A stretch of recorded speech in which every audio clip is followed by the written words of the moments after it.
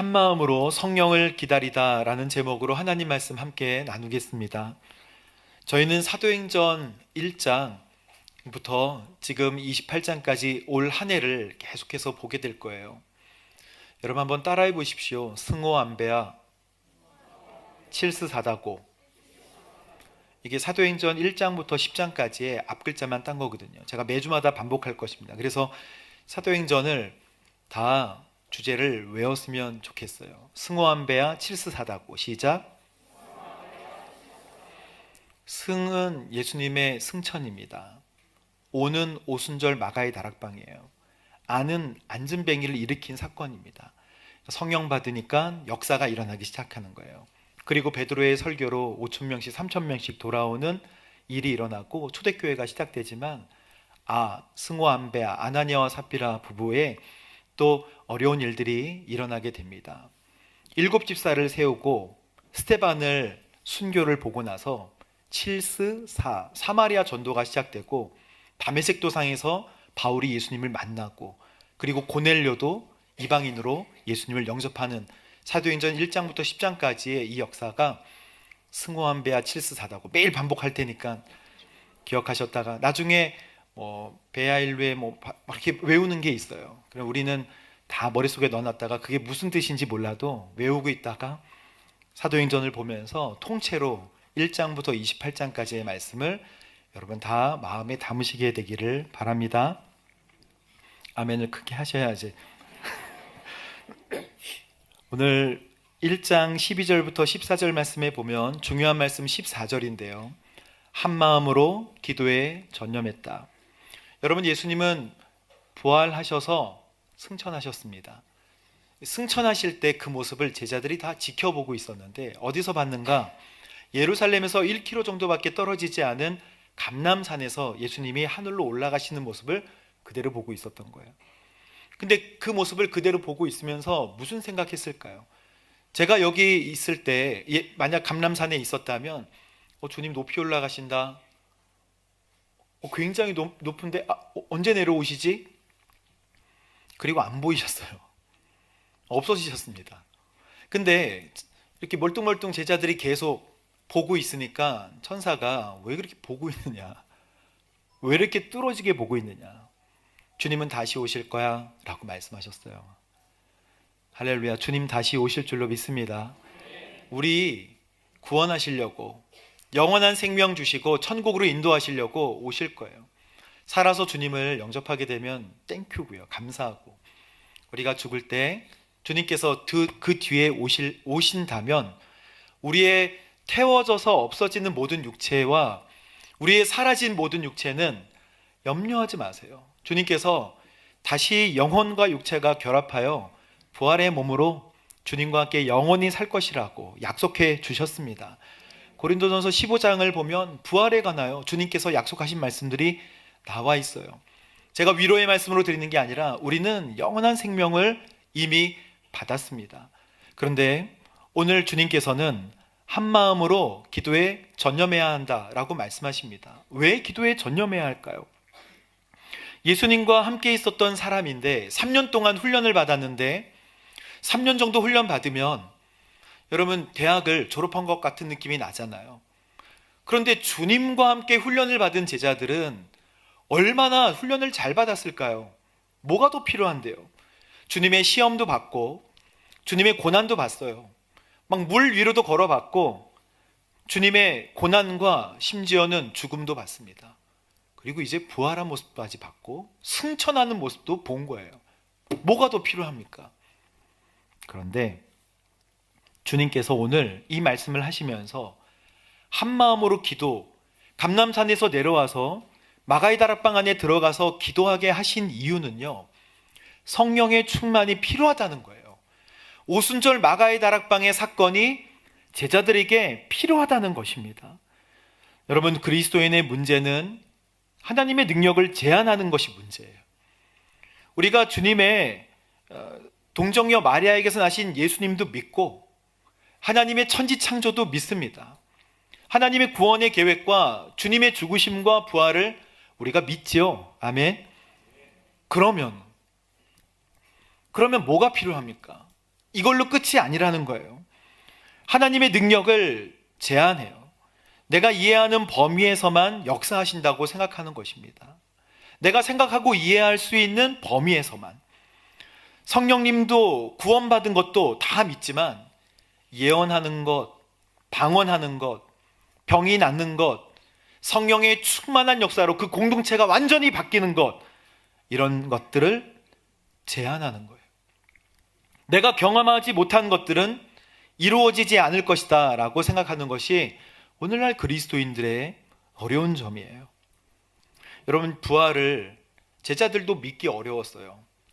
그래서 요한복음 6장에 보면 떨고 있는 제자들 있잖아요. 주님이 죽으시고 잡혀가셔서 죽으셨어요. 떨고 있는 방 안에 모여있는 제자들이 문을 꽉 걸어 잠그고 안에서 비상대책 회의를 했겠죠. 이제 우리는 어떻게 해야 할 것인가? 예수님이 문을 뚫고 쑥 들어오십니다. 그래서 선포하세요. 평안하라. 평강이 너희에게 있을지어다. 그리고 주님께서 두 번째로 하신 말씀은 아버지께서 나를 너희에게 보냈듯이 나도 너희를 이제 보낼 거야 라고 말씀하세요. 제자들이 기뻤겠죠. 죽은 줄 알았던 스승이 살아서 부활한 몸으로 오셨으니까 놀랍고 기뻤겠죠. 그런데 세 번째로 말씀하신 것이 한숨을, 근데 이것은 이게 아니고요, 중요한 말을 하기 위해 숨을 들이셨다가 내쉬면서 성령의 충만을 받아라. 그게 주님의 선물, 완벽하고 완전한 선물을 주님께서 말씀하셨어요. 그런데 제자들은 그 말을 듣고 마음에 굳은 마음이 생겼을 거예요. 근데 도마는 그 자리에 없었단 말입니다. 도마가 나는 예수님의 손에 내가 손가락 직접 넣어보고 옆구리에 넣어보지 않는 한 믿을 수가 없어. 저라도 그랬을 것 같아요. 도마의 딱지는 뭐예요? 의심 많은 도마잖아요. 저라도 그랬을 것 같아요. 그런데 주님이 8일 후에 다시 오십니다. 신기한 거는 8일 동안 제자들이 그냥 그 자리에 머물러 있었다는 거예요. 주님을 받는데도 불구하고 부활하신 주님을 받는데도 불구하고 우리는 여전히 그 자리에 머무를 수밖에 없어요. 도마는 직접 예수님을 봅니다. 예수님이 말씀하세요. 너가 직접 내 손에 손가락을 넣어보고 옆구리에 넣어봐. 만져봐. 믿음 없는 사람이 되지 말고 믿는 사람이 되라. 그러니까 도마가 고백합니다. 내 주님이시고 내 하나님이십니다. 여러분, 도마는 의심 많은 도마라고 알려져 있지만 성경이 도마가 어떻게 순교했는지 전승에 보면 파르디아, 인도, 이디오피아 수많은 나라에서 사역을 하다가 벌겋게 달군 펜에 올라가서 고통을 당하고 죽지 않았어요. 거기서 죽지 않고 그래서 데려다가 끓는 감에 넣어버리고 그래도 죽지 않자 창으로 찔러서 불이 그를 해하지 못하고 기름가마가 그를 해하지 못했을지로 창으로 찔러서 순교할 때 도마는 예수님의 이름을 끝까지 붙들었어요. 그게 바로 성령의 능력이에요. 제자들은 움츠러 있다가 나중에 요한복음 21장 보면 자기 할 일 하러 갈릴리로 또 갑니다. 물고기를 잡아요. 주님이 다시 회복시켜 주세요. 여러분, 제자들이 변화되는 시점은 3년 동안 그렇게 있었지만 변화되던 시점은 오순절 마가의 다락방에서 성령의 임재를 경험했을 때. 그래서 오늘 주님께서 오늘 우리에게 성령의 충만을 받으라 라고 말씀하여 주시는 것입니다. 그러기 위해서는 뭘 준비하냐면 기도로 전념해야 된다는 거예요. 여러분, 오늘 저녁에 기도로 전념하십시오. 성령의 충만을 주님 나에게도 허락하여 주옵소서. 여러분, 기도할 때는 오늘 말씀을 살펴보면 기도할 때 뭐가 분명해지는가? 비전이 분명해집니다. 비전은 무엇을 해야 하는 거에 대한 내용이에요. 내가 무엇을 해야 할 것인가? 우리가 한 해를 계획할 때 이때 상반기에는 뭐하고 그리고 여름엔 뭐하고 하반기엔 뭐 할 거야 라고 생각하잖아요. 그런데 그건 우리의 계획이고 주님께서는 기도할 때, 모여서 전심으로 기도하기 시작할 때 비전을 분명하게 하십니다. 베드로가 일어나요. 베드로가 15절에 보면 그 무렵 모인 사람들이 약 120명쯤 됐는데 베드로가 형제들 가운데 일어나서 얘기를 합니다. 무슨 얘기를 할까요? 기도하다가 새로 사람을 뽑아야 된다는 거예요. 유다가 예수님을 배신하고 그가 자살하여 죽었기 때문에 우리는 새로운 사람을 뽑아서 부활의 증인이 되게 해야 합니다 라고 선포합니다. 여러분, 기도하면 무엇을 해야 할지가 분명해지는 거예요. 기도는 신앙생활의 수단이 아니에요. 기도는 신앙생활의 목적입니다. 기도하기 위하여 신앙생활을 하는 거예요. 기도로 신앙생활에 내가 필요한 것들을 채워 넣는 게 아니고요. 기도하기 위해 우리는 신앙생활을 한다는 거예요. 베드로가 그렇게 이야기를 하고 선포하면서 사람을 뽑아야 한다. 우리는 무엇을 해야 된다가 분명하여져요. 여러분, 유다는 한 번에 예수님을 배신했던 게 아니에요. 그는 차츰차츰 죄악에 물들어갔습니다. 성경의 요한복음 13장 2절에 보면 예수님께서 발을 막 씻기려고 할 때 마귀가 가룟 유다의 마음속에 예수님을 배반할 생각을 넣었다라고 성경에 기록되어 있습니다. 그런데 유다가 그 생각을 쑥 넣어줘가지고 그렇게 자신이 배신한 게 아니고 사탄이 권장하는 돈을 훔쳐가던 습관을 유다가 버리지 못했기 때문에 결국 그의 마음을 사탄이 지배하게 된 것입니다.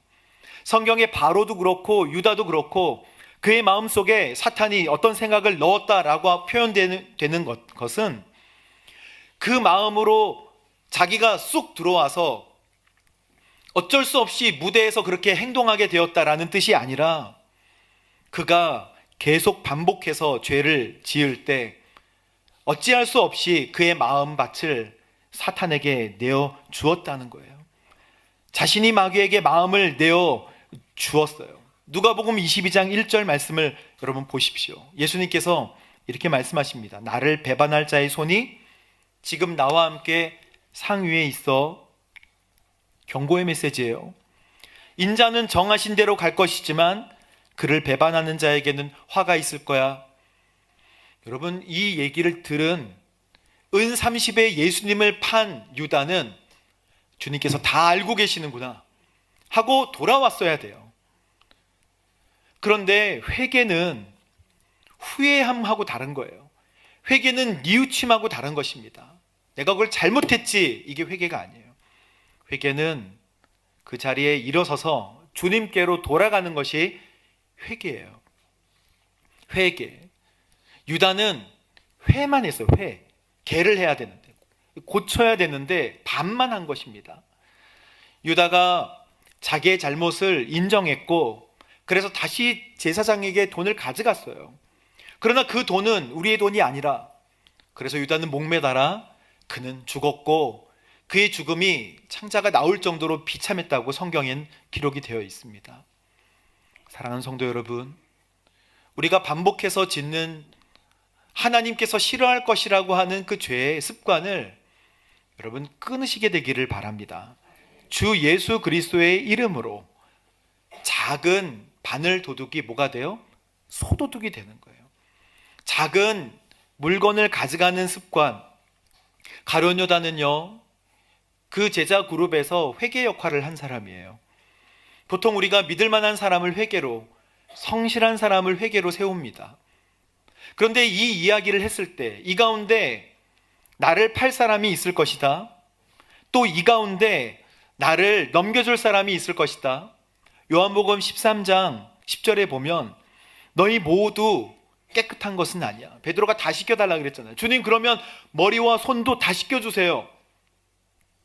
너희 다 안 씻어도 돼. 그러나 주님께서 배반할 자가 누구인지 아셨기 때문에 너희 중에 다 씻지 않은 사람이 있어 라고 얘기하셨어요. 그 가룟 유다에게 말씀하신 거예요.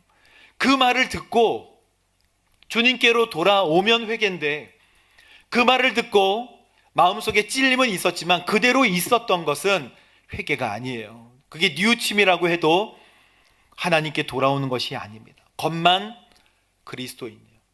어느 누구도 유다를 의심하지 않았어요. 어느 누구도 그가 온전한 사람이라고 생각했고 성실한 사람이라고 생각했지만 그는 이미 자기의 마음을 사탄에게 주고 말았습니다.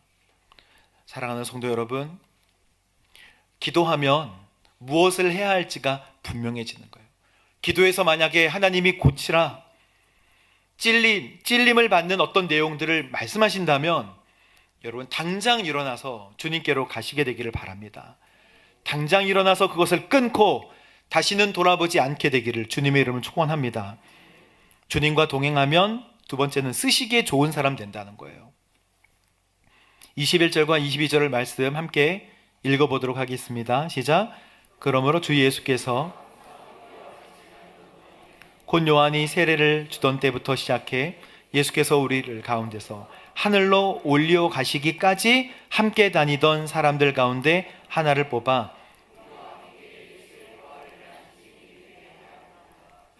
어떤 사람을 뽑았냐면 요셉과 마띠아를 뽑았는데 이 두 사람의 조건이요, 요한이 세례를 주던 때부터 시작하여서 주님이 승천하실 때까지 주님과 함께 다녔던 사람, 주님과 함께 동행했던 사람 중에서 두 사람을 뽑는 거예요. 사랑하는 여러분, 동행하시게 되기를 바랍니다. 그거예요. 신앙생활은 또 주님께 쓰임받는 조건은요, 주님과 밀접하게 붙어 있는 거예요. 주님과 동행하는 사람, 담대한 증인이 된다는 것입니다. 근데 주님과의 동행은 생각에서 머무는 것이 아니에요. 주님이 내 마음속에 계시는 거예요. 제가 아들과 차를 타고 가다가 예전에 주님이 너희 마음속에 몇 퍼센트 정도 계시니? 옛날에는 80 정도였는데 요즘에는 10% 정도예요. 그걸 수치로 표현하는 것도 이제 정확하진 않지만 그만큼, 그래서 제가 물었어요. 주님을 믿는 것에 대해서 요즘 어떠냐? 그러니까 생각으로는 믿어진다는 거예요. 그리고 이제 얘기합니다. 저는 예수님의, 아빠 나는 예수님의 태어나신 것도, 그리고 고난 받으신 것도, 시험 당하신 것도, 그리고 죽으신 것도, 부활하신 것도, 다시 오실 것도 믿어진다는 거예요. 그런데 중요한 거는 생각으로는 믿어지는데 주님이 느껴지지 않는다는 거예요. 제가 그 말을 들었을 때 이거는 많은 성도님들이 함께 고민하는 거야 라고 얘기했어요. 함께 고민하는 거야. 주님이 느껴지지 않는 거. 많은 사람들이 그걸 고민할 거야. 주님과의 동행은 쉽지 않아. 그랬더니 아들이 그래요. 신부재언 시의불견, 한자를 막 얘기하는 거예요. 신부재언 시의불견, 무슨 뜻이야? 신부재언, 제가 그냥 순간적으로 말씀이 마음속에 없으면 볼 수 없다, 뭐 그런 뜻이. 근데 이제 그거예요. 너 왜 어려운 그 한자를 써? 그러니까 마법 천자문에서 봤다는 거예요. 그냥 생각하는 걸 그냥 얘기하는 거예요. 그런데 저는 그게 일리가 있다고 생각했습니다. 왜냐하면 마음속에 예수님이 계시지 않으면 볼 수 없는 거예요. 마음속에 주님이 계시지 않으면, 동행하지 않으면 느껴지지도 않고 보이지도 않는 것입니다. 여러분, 사도행전 19장에 보면 바울이 그토록 가고 싶어 했던 에베소하고 고린도가 큰 항구잖아요. 19장에 에베소로 원래 가려고 했었는데 마게도냐로 가서 유럽이 전도됐습니다.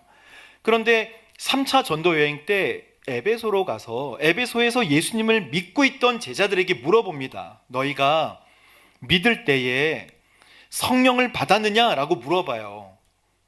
그런데 이 제자들은 아니요 라고 대답해요. 우리는 성령이 있다는 사실을 듣지 못했습니다 라고 대답하는 거예요. 아니, 그러면 어떻게 믿어요? 여러분은 예수님을 믿으실 때 성령으로 영접하셨습니까? 라고 물으시면 여러분 아멘 하실 거예요. 맞아요. 예수님을 영접하려면, 나의 구세주, 나의 하나님으로 영접하려면 성령님의 역사가 반드시 성령님이 도우셔서 우리는 믿음으로 고백하는 것입니다. 아멘. 외적인 하나님의 말씀이 우리 귀 속에 들어오고 마음속에 내적인 역사로, 그래서 외적 부르심과 내적 부르심이 우리를 하나님께 마음을 열게 하고 주님께 신앙 고백을 하게 성령님께서 도와주시는 거예요. 그게 성령의 역사입니다. 여러분 믿으시길 바랍니다. 그러나 있는 것 같기도 하고 성령님이 내 마음속에 없는 것 같기도 하고, 있는 것인가 없는 것인가 왔다 갔다 하는 마음은 잘못된 것이 아니에요. 바울이 그 제자들에게 너희가 받은 것은 요한의 세례다, 그건 회개의 세례예요. 그러나 예수의 이름으로 성령의 세례를 받으십시오 하면서 손을 얹어줘요. 그때 그 사람들이 성령의 충만함을 입고 방언도 하고 예언도 하는 역사가 예배소에서 나타나게 돼요. 그 역사를 보고 놀랍다, 마법사들이 그거 흉내내다가 스게와의 7 아들이 막 귀신에 이렇게 막 힘에 못 이겨갖고 벌거벗고 도망가는 역사가 일어나게 됐잖아요.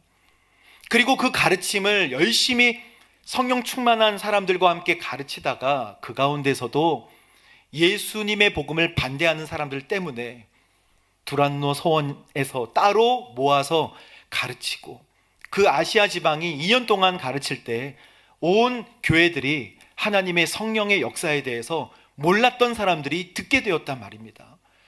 여러분, 예 아니오로 분명하게 얘기할 수 있다는 거예요. 내가 성령의 지배하심과 충만함을 받고 있는지 없는지 분명하게. 만약 긴가민가 하면 성령님이 여러분을 지배하지 않을 가능성이 높은 거예요. 이 얘기는 절망적인 이야기인가? 아닙니다. 이 이야기는 희망에 대한 이야기예요. 성경에 많은 사람들이 몰랐다가 아니요, 저는 듣지 못했습니다 라고 했다가, 그러면 예수 그리스도의 이름으로 성령의 충만을 받으십시오 할 때 놀라운 성령의 기름 부으심을 경험한 줄로 믿습니다. 주님께서 오늘 이 말씀을 우리에게 하신 이유는 성령의 충만을 사모하라는 거예요. 그러면 내가 성령 충만한 줄 알았는데 아니라는 거예요. 더 받을 수 있다는 거. 성령의 충만함과 성령의 지배하심 가운데 거할 수 있다는 것입니다. 성령의 충만은 다른 문제예요. 받은 것 같은데요? 아니에요. 여러분 사모하여 받으시면 되겠습니다. 성령님께서 말씀하시는 거예요. 주님께서 그래서 승천하시기 전에 예루살렘 떠나지 마, 내가 너희에게 말한 대로 약속하신 아버지의 선물을 기다려야 해, 그렇게 말씀하셨어요. 그리고 승천하신 거거든요. 그래서 제자들이 기다리기 시작한 것입니다. 23절 4절 5절 말씀을 함께 보겠습니다. 시작. 그래서 사도들이 2 사람 곧 바사바 또는 유스도라고도 불리우는 요셉과 마띠아를 추천했습니다. 그리고 그들은 모든 사람 아시는 주여, 이 2 사람 가운데 주께서 택하신 사람인지 누구인지 보여주셔서 이 봉사와 사도의 직무를 대신 맡게. 유다는 이것을 버리고 자기 자리로 갔습니다 라고 기도했습니다. 아멘. 여러분, 이제 인생에 주님을 선택해야 되는 시간이 온 것입니다. 누구를 선택하느냐가 중요해요. 그런데 그 선택으로 마띠아가, 여러분 마띠아라는 이름은요, 그 하나님의 선물이라는 뜻이에요. 본인 이름이. 그래서 인생의 가장 큰 축복인 예수님의 제자가 되는 엄청난 선물을 받았습니다. 아, 고생길이 열렸네 라고 생각하십니까? 사도 순교의 길이 열렸네 라고 생각하시나요? 아무에게나 순교의 길이 주어지는 게 아니에요. 아무에게나 목에 칼이 들어오는 게 아닙니다.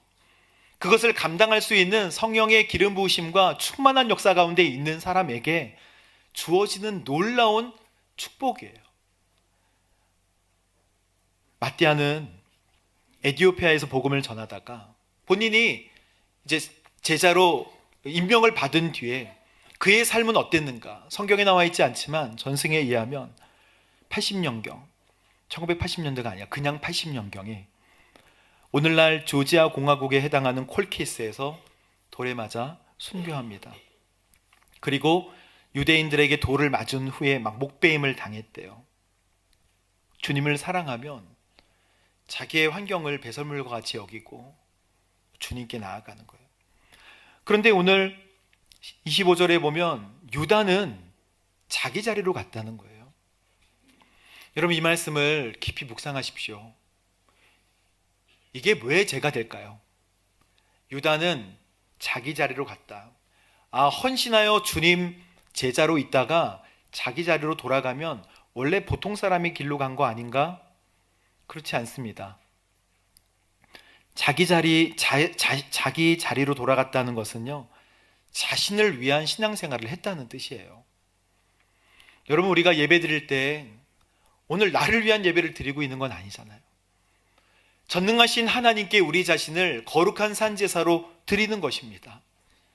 만약 나를 채우는 신앙생활이고 나를 채우는 예배라면 여러분, 오늘 채움 받을 수는 있지만 더 교만해지실 거예요. 이 예배는 하나님이 주인 되시는 예배입니다.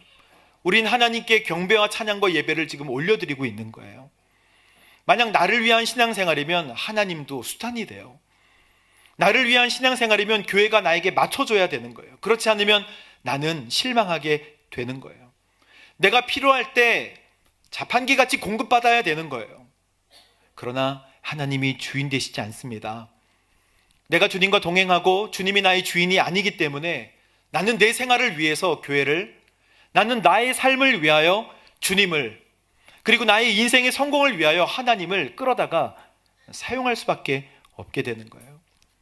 가룟 유다가 참 나쁜 일을 했지만 우리의 삶도 자기 자리로 갔다, 나를 위한 신앙생활이 될 때 우리의 삶은 어지러워지게 되는 것입니다. 속까지 하나님을 사모하는 사람이 중요하다고 말씀하세요. 이 시대에 믿음 있는 사람들을 찾고 있습니다. 하나님의 손에 붙들린 바 되어 깨끗하게 비워져서 거룩하게 쓰임받게 되는 그 한 사람을 하나님께서는 찾으세요. 우리 주위에 그런 사람 잘 보이지 않는다고 여러분 주위를 보지 마세요. 하나님 말씀을 보시고 하나님께서 여러분에게 하시는, 우리에게 주시는 말씀 그 앞에 바로 서게 되기를 주님의 이름으로 축복합니다. 그거예요. 오늘 주님께서 이 말씀을 도전하십니다. 기도에 전념하십시오. 주님과 동행하십시오. 주님을 선택하세요. 그러면 비전이 분명하여지고 주님이 진짜 주인이 되실 거예요. 내가 내 의지로 신앙생활하는 거 아니고 진짜 주님과의 동행과 주님이 주인 되시는 삶을 경험하게 되는 것이죠. 그리고 주님을 선택했기 때문에 주의 영광을 경험하시게 될 것입니다. 내가 필요한 거, 기도에 체험받아야 될 거 참 많잖아요. 근데 여러분, 주님을 선택해 보세요. 주님의 영광이 먼저라고 선포해 보세요. 그러면 영적인 원리에 의하면 이 모든 것들을 다 필요한 대로 공급하여 주십니다. 부족함이 없게 만들어 주십니다. 여러분, 이걸 경험하는 저 여러분 되시기를 주님의 이름으로 축복합니다. 우리 함께 찬양하고 기도하도록 하겠습니다. 주께서 우리에게 권장하시고 권면하시고 반드시 받아야 되는 그 선물은 성령 충만함입니다. 그걸 위해서 한 마음으로 기도하라고 준비하시고 오늘 말씀을 주십니다. 주님의 성령 이곳에 임하소서. 우리 함께 찬양하겠습니다.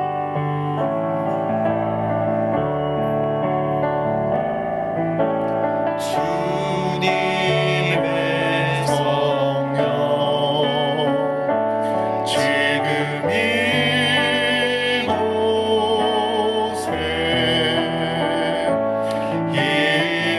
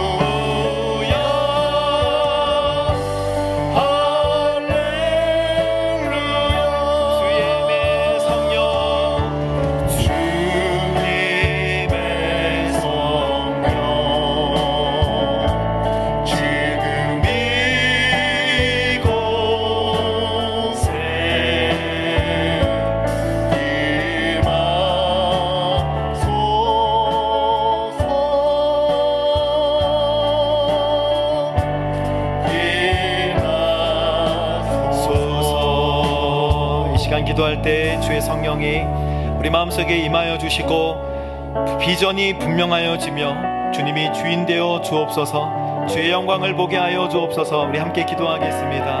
하나님 감사합니다. 사모하여 기도할 때 비전이 분명하여지고 성령의 기름 부으심과 하나님 성령님께서 우리의 삶을 주관하여 주시고 주인 되어 주셔서 역사하여 주시는 줄로 믿습니다. 주의 영광을 보게 하여 주옵소서. 기도로 준비하는 공동체 되게 하여 주옵소서. 하나님 주의 복음 부활의 주님을 증거하기 위해 귀하게 쓰임받는 거룩한 공동체 되도록 주님 역사하여 주옵소서.